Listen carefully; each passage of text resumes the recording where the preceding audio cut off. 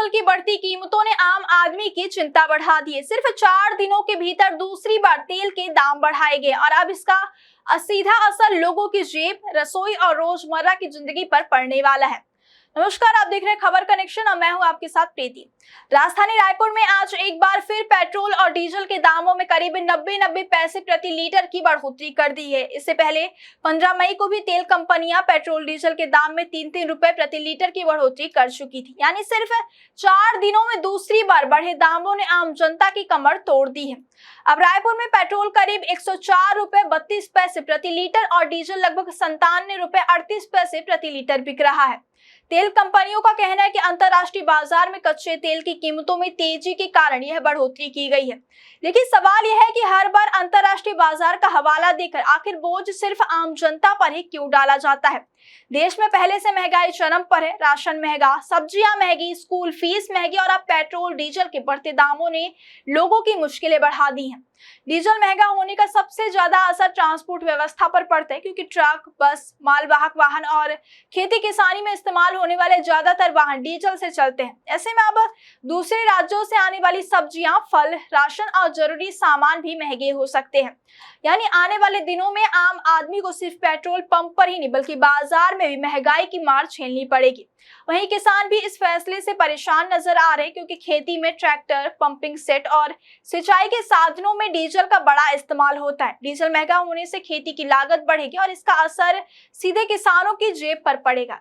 उधर शहरों में ऑटो, बस और स्कूल वाहनों का किराया बढ़ने की भी आशंका जताई जा रही है। यानी अब सिर्फ रोज सफर करने वाले लोगों की जेब पर अतिरिक्त बोझ पड़ सकता है।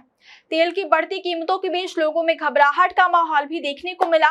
बीते दिनों रायपुर समेत कई शहरों में पेट्रोल पंपों पर लंबी कतारें लग गई थी। लोग जरूरत से ज्यादा पेट्रोल डीजल भरवाते नजर आए। कुछ जगहों पर पंप बंद होने जैसी स्थिति भी बन गई है।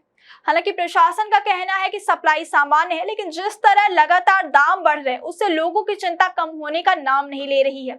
इधर रायगढ़ में खाद्य विभाग की टीम ने बड़ी कार्यवाही करते हुए खरसिया स्थित वंदना पेट्रोल पंप को सील कर दिया। बताया जा रहा है कि यहाँ स्टॉक में गड़बड़ी और नियमों की अनदेखी मिली थी। इस कार्यवाही के बाद प्रशासन ने साफ संकेत दिया है कि ब्लैक मार्केटिंग और कालाबाजारी करने वालों पर सख्ती होगी। रायपुर कलेक्टर ने भी पेट्रोल डीजल की कालाबाजारी रोकने के लिए हेल्पलाइन नंबर जारी कर दिए हैं।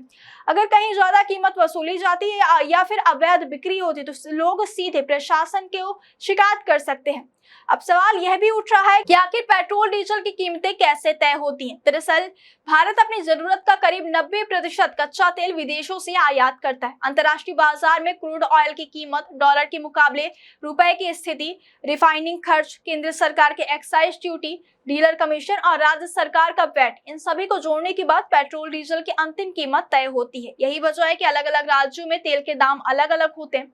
विशेषज्ञों का कहना है कि ईरान और अमेरिका के बीच बढ़ते तनाव के कारण अंतर्राष्ट्रीय बाजार में कच्चे तेल की कीमतें तेजी से बढ़ रही हैं। कुछ समय पहले जहां क्रूड ऑयल करीब $70 प्रति बैरल था, लेकिन अब यह $100 प्रति बैरल पर पार पहुंच चुका है। यानी अगर अंतर्राष्ट्रीय बाजार में यह तेजी जारी रही तो आने वाले दिनों में पेट्रोल डीजल की कीमतों में और बढ़ोतरी हो सकती है। सबसे बड़ा सवाल यही है कि क्या आम आदमी को राहत देने के लिए केंद्र और राज्य सरकार कोई ठोस कदम उठाएगी? क्या टैक्स कम किए जाएंगे या फिर जनता को लगातार महंगाई का बोझ झेलना पड़ेगा?